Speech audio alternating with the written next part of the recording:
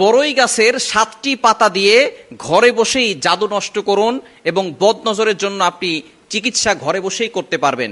বর্তমানে black magic, জাদুটোনা, কুফরি কালাম এগুলো আমাদের প্রত্যেকটা ঘরে ঘরে ছড়িয়ে পড়েছে। প্রতিটি ঘরে ঘরে দেখা যাচ্ছে মানুষ অসুস্থ হয়ে যাচ্ছে। এই বদনজর, তারপরে জাদুটোনা, এগুলোর লক্ষণ হচ্ছে ঘরের ভিতরে শুধু অশান্তি হওয়া, একের পর এক অসুস্থ হয়ে যাওয়া। একবার মা অসুস্থ হয়, একবার বাবা অসুস্থ হয়, একবার ছেলে অসুস্থ হয়, একবার মেয়ে অসুস্থ হয়। এগুলো হচ্ছে জাদুটোনার লক্ষণ। এবং ব্যবসায় কোনো উন্নতি না হওয়া, স্বামী স্ত্রীর ভিতরে বারবার ঝগড়া লেগেই থাকা, স্বামী স্ত্রীকে দেখতে পারে না, স্ত্রী স্বামীকে দেখতে পারে না, বাবা সন্তানকে দেখতে পারে না, সন্তান বাবাকে দেখতে পারে না, এগুলো হচ্ছে সব জাদুটোনার লক্ষণ। মনে রাখবেন, নবীজি সাল্লাল্লাহু আলাইহি ওয়াসাল্লামকেও কিন্তু জাদু করা হয়েছিল, ব্ল্যাক ম্যাজিক করা হয়েছিল। নবীজি সাল্লাল্লাহু আলাইহি ওয়াসাল্লাম তিনি নিজেও বুঝতে পারেন না যে তাকে জাদু করা হয়েছিল। আল্লাহ পাক রব্বুল আলামিন ফেরেশতাদের মাধ্যমে জানিয়ে দিয়েছিলেন এবং 2টা সূরা নাজিল করেছেন। সূরা পড়ে নবী সাল্লাল্লাহু আলাইহি ওয়াসাল্লাম যখন ফু দিয়েছেন, সাথে সাথে তিনি সুস্থ হয়েছেন। সুতরাং এগুলো কিন্তু দূরের লোকরা করে না, কাছের লোকরাই করে। আপনার চাচারা, চাচাতো ভাইরা, এরপরে কাছের লোক যারা আছে তারাই কিন্তু এই ধরনের সমস্যা করে। অনেক সময় দেখবেন মেয়ের বিয়ে হচ্ছে না, সবকিছু ঠিকঠাক, কথাবার্তা সবকিছু ক্লিয়ার, আগামীকাল বিয়ে, আজকে রাতে ফোন দিয়ে বলতেছে বিয়ে হবে না। এরকম করে অনেক মেয়ের বিয়ে হচ্ছে না। সুতরাং এগুলো হচ্ছে জাদুটোনার লক্ষণ। আপনি ঘরে বসেই জাদু নষ্ট করতে পারবেন, কোনো কবিরাজের কাছে যাওয়ার দরকার নাই। কবিরাজের কাছে গেলে যায়, আবার অনেকে ফোন দিয়ে বলে হুজুর আমাদেরকে একটু হাজিরা করে দেখেন। এগুলো কিচ্ছু করার দরকার নাই। যদি আপনি এই লক্ষণগুলো দেখেন, তাহলে আপনি ঘরে বসেই জাদু নষ্ট করতে পারবেন। কিভাবে করবেন আমি ভালো করে বলে দিচ্ছি। অজু করবেন, পবিত্র অবস্থায় আমলটি করতে হবে।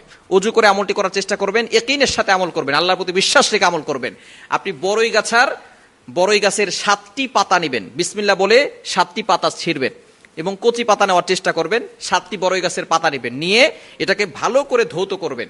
ধৌত করে এরপরে এই পাতাটাকে ভালো করে আপনি পেস্ট বানাতে পারেন, অথবা এটাকে আপনি ব্লেন্ডার করতে পারেন। করে তারপরে আপনি সেটাকে ভালো করে ছেঁকে ওইখান থেকে যে পানিটা বের হবে, সেই পানিটা আপনি বড় একটা বালতির ভিতরে কিছু পানি নিয়ে পানিটা ঢালবেন। এরপরে সূরা ফাতিহা 7 বার পড়বেন, বিসমিল্লাহ সহকারে সূরা ফাতিহা 7 বার।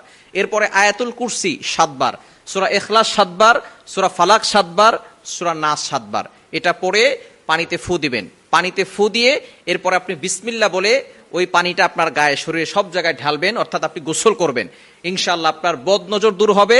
যদি কারো হিংসুক চোখ আপনার দিকে অ্যাটাক করে, সেই হিংসামি দূর হয়ে যাবে এবং জাদুটোনা থাকলে সেটা কেটে যাবে ইনশাআল্লাহ। আপনি যদি এই আমলটা এখানের সাথে করতে পারেন, একদিন করলে দেখবেন আপনি সুস্থ হয়ে যাচ্ছেন।